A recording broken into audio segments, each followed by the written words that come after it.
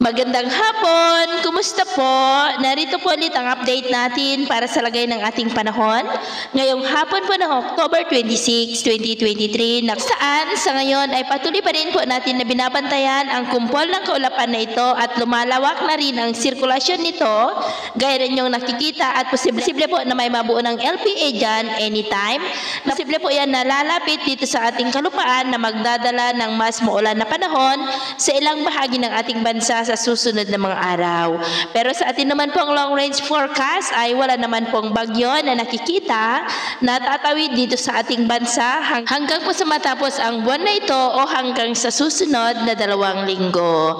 At sa lagay po ng ating panahon ngayon, patuloy pa rin ang pag-ihip ng hanging amihan dito po sa northern part ng Northern Luzon. At ngayong hapon ay maulap na kalangitan na may mga pulupulong pag-ulan ang ating mararanasan sa may Ilocos Region, ilang bahagi ng Cordillera, ilang bahagi ng Cagayan, Nueva Ecija, Bulacan, Cavite, Batangas, Mindoro Provinces, Palawan, Panay Island, ilang bahagi ng Negros, Northern Cebu, Leyte, Samar Provinces, Dipolog, Misamis Occidental, ilang bahagi ng Northern Mindanao, Cotabato Provinces, ilang bahagi ng Caraga at Davao Region.